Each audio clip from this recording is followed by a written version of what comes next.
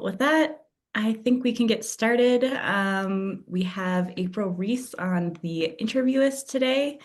April is a science and environment writer and editor currently based in Portugal. You can find her bylines in both print and digital media, including places like Scientific American, Science Magazine, New Scientist, bioGraphic, Audubon Magazine, Aeon, Nature, more. She also writes content including blog posts and white papers on health, medicine, and technology. Anything that I missed there, April, that you want to highlight? No, I think that's about it. Yeah. Awesome. Well, thank you so much for joining us. Welcome to the Interviewist. Thanks so much for having me. Awesome. Well, let's kick off with the one kind of just context setting question that I start with for everyone. Can you tell me about your current involvement with interviewing day to day? Sure. Yeah. So like so many journalists, I now do a mix of journalism and content writing, which I think you're also familiar with.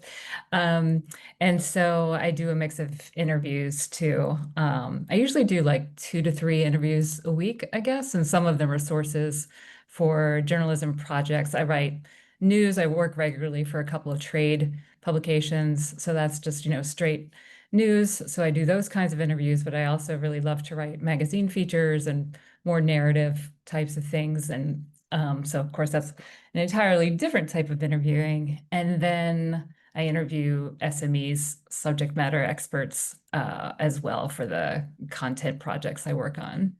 Awesome. Do you feel like you have I've been saying an interviewing superpower or like a strength, something you're good at?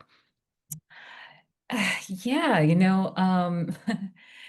I feel like interviewing is something that you're always learning and trying to get better at. Like this month actually marks 25 years for me in journalism. I can't believe it.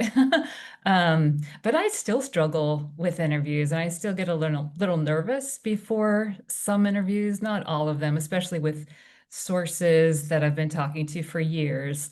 Um, but it's always kind of a black box. Of course, you do your research and find out as much as possible about the person you'll be talking to, and of course, do the research for the story, what questions to ask, and um, you know, all of that. But even so, it can be a little nerve-wracking, and I'm an introvert. I think a lot of writers are. So, on one hand, it's a little scary, but on the other hand, I really appreciate having an opportunity to talk to another human some days because as a freelancer working at home in my little, it's not even a home office, it's a corner of my kitchen. um, Sometimes I could go a couple of days without talking to anyone. So I have to be careful to, make time to talk to people. And so having an interview on the calendar makes sure that happens, of course. So yeah, I really like that human connection. And of course, interviews are often done through Zoom now. So you actually get to see the person. And I think that helps develop a little bit more of a rapport with sources. So. Totally. I always have thought that is one of the great ironies of journalism, media, marketing is so many writers are introverts and it requires such extroverted interviewing skills. It always makes me laugh a little bit. Yeah. Do you feel like you have most challenging aspect of interviewing? I know you said you're still learning. Is there anything in particular that you feel like is still just an always something that's going to be a challenge? Mhm. Yeah, I have a hard time reining in a source who won't stop talking. Ah, yes. Uh, we're taught by our parents and society not to interrupt. And so, sometimes in an interview, you really have to just get in there and interrupt, but it can be difficult for me still. And I realize I don't think I answered your question about my superpower. I feel like it's building a rapport, um, and hopefully making people feel comfortable enough to speak freely with me. And, that's how you get the best quotes And so I take a few minutes at the beginning to try to establish a rapport and trust. So I think I'm pretty good at that. And I think my curiosity is definitely a plus when it comes to interviewing because I have a natural curiosity, and one answer will trigger a new question for me, and I usually pursue that even if it's a bit of a tangent. Sometimes those tangents can turn into other stories, talking about my journalism work right now, or just a really cool insight or detail that you wouldn't have gotten if you had cut off the source. Right. So it's that tricky balance between letting people talk and mining good stuff from that, being open to what that might lead to and yield, a balance between that and, keeping uh, keeping the interview focused and making sure that the source doesn't go on too long and use up all of the time on something that's completely not useful or Right. interesting. Right. Yeah, that is, I agree, one of the toughest balances, I think, too, because sometimes everyone has had one of those interview sources where you get the one word answers, and those are so traumatic in their own way that if someone's willing to talk, sometimes I'm like, I'll just let them roll because it could be much worse. Um, Right. do you, just out of curiosity, I know a lot of this was pertaining to your journalism work. Do you find yourself shifting how you approach interviewing based on your journalism work versus non-journalism work? Well, I think my training as a journalist definitely comes in handy in my content work. And a lot of my clients who hire me, they specifically say that they hired me in large part because of my journalism skills. And a lot of those skills translate, including interviewing. Yeah. Um, so yeah, it's a little different. Of course, it's total softball questions because it's marketing. Um, so it's a different objective, of course, and a different audience. You always have to keep in mind audience, whether it's journalism or content. So that's another consideration. But yeah, I mean, a lot of my content clients like narrative, so I'll even use some of the interviewing for narrative techniques that I learned in journalism for content. But the objective is to promote something usually. So that's always in the back of my mind, and that guides some of the questions. A lot of clients want it to sound journalistic, want the piece to read journalistically, but it's an ad. Right. So, so, um, so yeah, that was something I had to learn, when I started doing content work as well. But now I think I have it pretty well down. But Yeah. yeah, there's definitely some differences. Journalistic to an extent, Yeah, mostly. Um, exactly. At least in my experience, maybe yeah, different for other people. Yeah. I think that's pretty spot on. I want to lash on to one thing you said. You were talking about how to bring in some of your interviewing for narrative. And what I think is really interesting about your work is that you have these really hard science topics, but you do have narrative weaved throughout a lot of your work as well. So that's a lot to get out of an interview. How do you structure interviews to make sure that you're getting both that narrative and that science information that you need for a piece? Yeah, that's a really great question.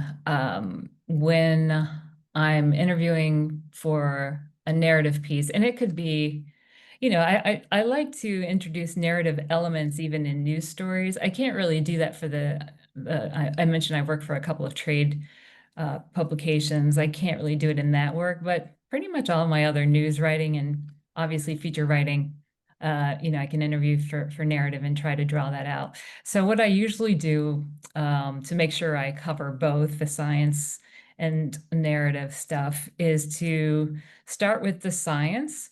And usually, I'm interviewing a scientist about either one paper, if it's a news story, or several papers, or a body of work. Mhm. Uh, and so I'll ask them to explain the science first, um, and make sure I really understand what they do and how they do it and why it's important. Mhm. And then I'll usually transition into more questions that are focused on drawing out the narrative. So that's more about what it's like what it was like to do the research. Were there any surprises or challenges that had to be overcome, and how did you overcome them? And a lot of times I want to know, step by step how they did a particular study. And sometimes there's interesting drama there, in the study, the methodology section is usually pretty dry and wonky. But in conversation, if you ask what it was like to go through the process of actually doing the study and if there were any challenges along the way, that can make for a good narrative and good drama and maybe a little bit of tension. So so yeah, I try to sort of break it up into two parts, I guess, those interviews. I find it easier to do that. And of course, naturally, something might come up when I'm talking to them about the science. They might actually go into a story themselves. And, I'm always looking for anecdotes. It could be like a physical challenge in the field. I write about environmental science a lot and biodiversity. And there's sometimes a lot of difficult field work that's involved. And so I want to hear about that, Yeah. how messy was this project?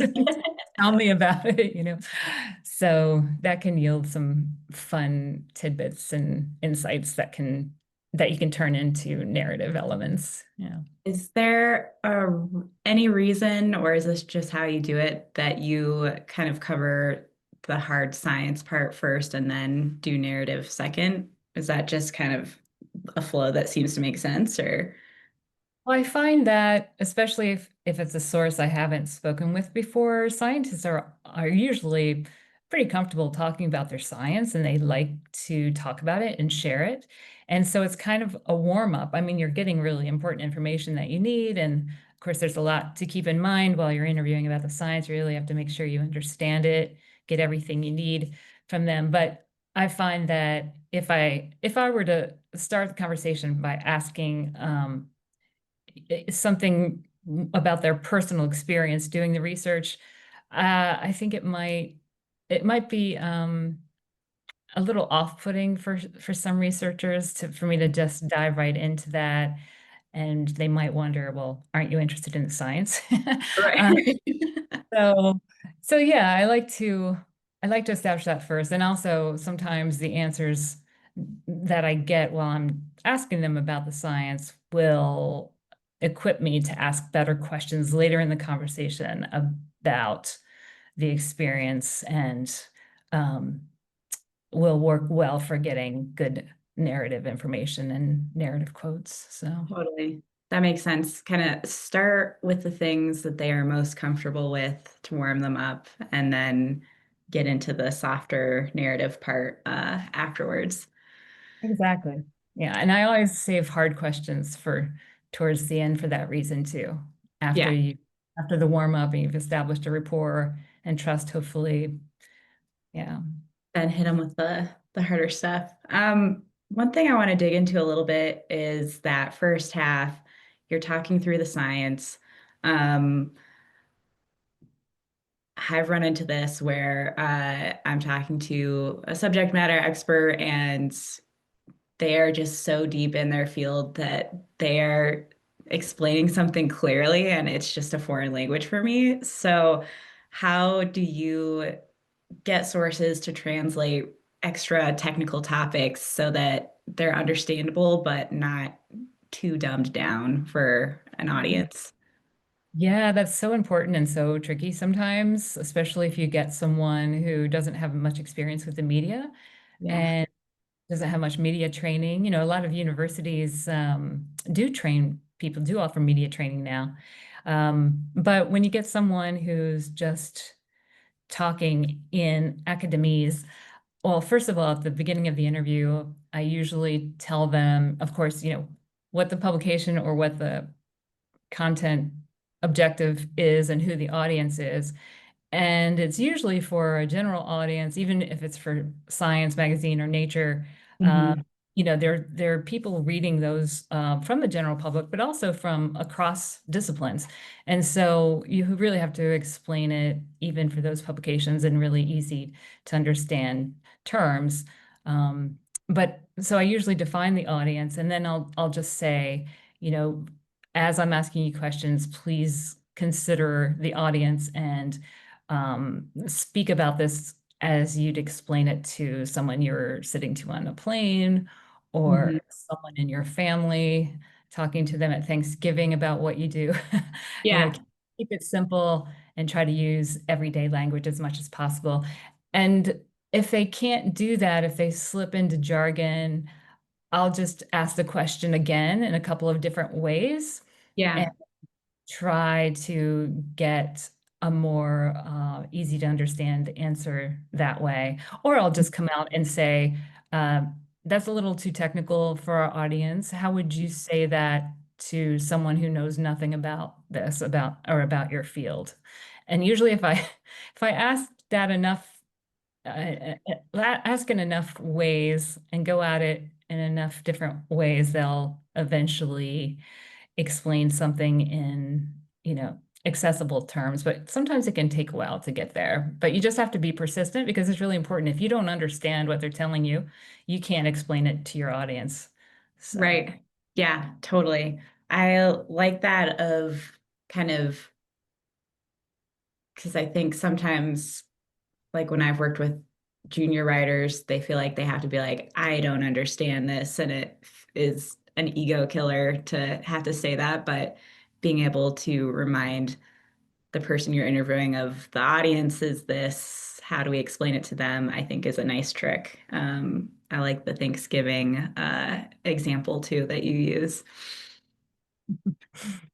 One topic I wanted to talk about with you is, like you mentioned, you read on the environment a lot, these scientific topics, which can feel abstract. So I want to know about kind of, do you feel like kind of invoking human emotion is important in these science or environmental stories? And if so, can you talk about ways that you kind of get at that in interviews, like you said, without scaring scientists away from talking about the science? mhm. Yeah, I feel that it's really important to humanize the science. And the way to do that is to get people to open up, researchers to open up about what it's like to do science and what motivates them. And you look at them as a character, and so with a character, you're looking at motivation and all these different things and the journey that they went through. So I try to ask questions that draw that out, and Mhm. um, that's why I'm always looking for their personal experience of being in the field or doing the work, or even in the lab, and also what motivates them. Asking that question can yield some really interesting material for narrative. Um, and yeah, just trying to get a feel for why they do what they do, why Yeah, they think it's important, and and the challenges they've faced and how they've overcome them. Yeah, that can yield a lot. And those are usually three questions that I always ask. yeah.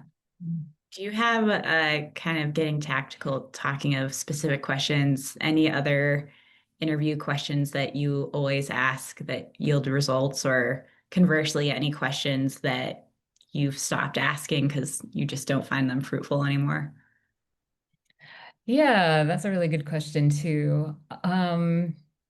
Well, in addition to the questions I just mentioned, I always ask if there are any surprises along Mhm. the way. And of course, why is this important? Significance is really important.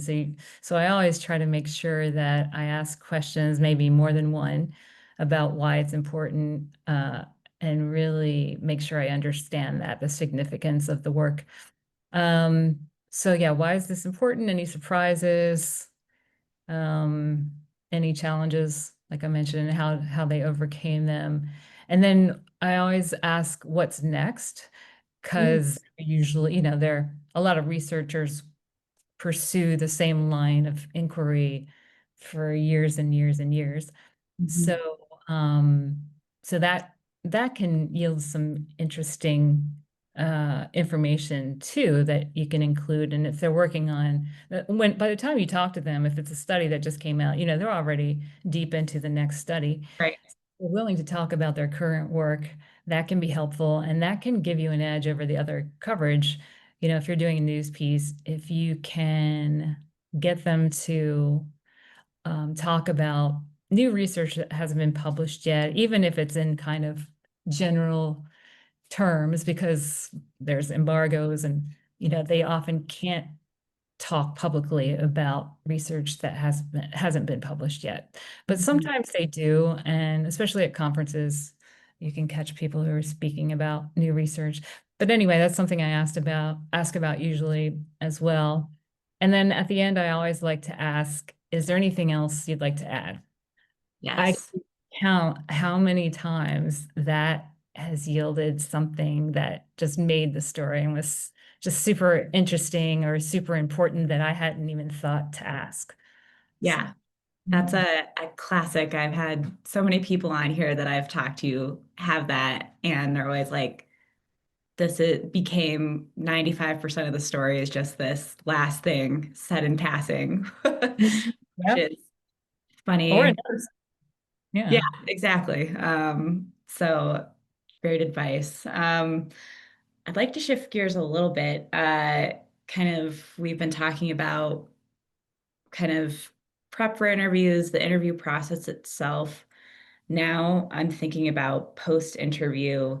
What is your approach to kind of going into the writing process? Are you just diving in from memory and pulling quotes where you need it? Are you reviewing all of your materials and interviews before you even write? What does that process look like for you? Mhm. Well, first thing I do after the interview is transcribe it. There's Otter and I use Alice. There's a lot of different transcription tools now. So I do that, and then if I have time, I like to immediately pull out the interviews that I know I'm probably going to use. And you sort of know that as you're going through the interview, a little light goes off. Oh, that's going to be a great quote. Yeah. So before I forget, I like to actually pull those out and put them in a document. I usually already have a document for the story or the piece of content going with my research and the key points I want to make, or at least that I think I want and need to make before interviewing. And Mhm. so I will sometimes just have a document where the key points are listed, but there's space between the key points. And so then I'll just drop in quotes that relate to those key points. So I have them in the right place. And that way, when I go to write later, they're already there and I don't have to go digging back through the transcript. And, those are searchable now, but it's still a lot easier. And I feel it's a lot more efficient to actually pull out the quotes I think I'm going to use right after the interview and drop them into the document. Yeah, it's still sliding through like hours of conversation is even with like Otter and everything, still kind of a pain in the butt. Mhm. Yeah. Um, awesome. Uh, Kind of zooming out a bit. Before I zoom out, I've kind of got some like fast questions at the end. Anything else on your interviewing process, interviewing for science, for environment that you want to mention before we kind of zoom out to general interviewing questions?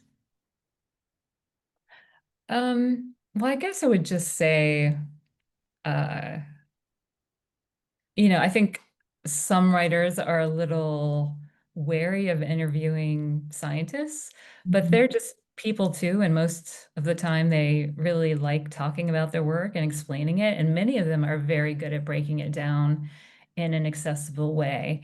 Mhm. Um, so, I've talked to some other writers who have different beats and different interests, and they've told me that they're just, they would be afraid to interview a scientist. So I just want to put it out there that no one should be afraid to interview a Right. research, and it can be really fun and interesting. So, Yes, I found the scientists I've talked to are usually the people most passionate about their work of all the fields, which is always cool to talk to people who love what they're doing, I think. right. Yeah. Mhm. Excellent. Okay, zooming out a little bit, as we wrap up, do you have a most memorable interview? And if so, what makes it memorable? Mhm. Um, There's a couple I interviewed. So for my journalism work, as you mentioned, I focus on environmental science and biodiversity, climate change, environmental topics. But in my content writing, I focus on medicine and health and technology, which is a way to sort of keep a firewall between my journalism work and content work to avoid conflict of interest. Mhm. And so I interviewed a cancer researcher, and I went through breast cancer, and this researcher, her mother also had gone through breast cancer. That was part of her motivation, getting back to motivations for Mhm. doing this work. And so we ended up having a really interesting, meaningful conversation about the importance of her work. And maybe it crossed a boundary. I know as a journalist, you have to be careful. You're not befriending sources. It's important not to do that. Um, but I think sometimes when you're talking about such deeply personal topics, personal to the researcher, maybe personal to you as well. And since it was content, I felt okay divulging that. Yeah. Well, the work you're doing could actually help me, or could have helped me when I went through that.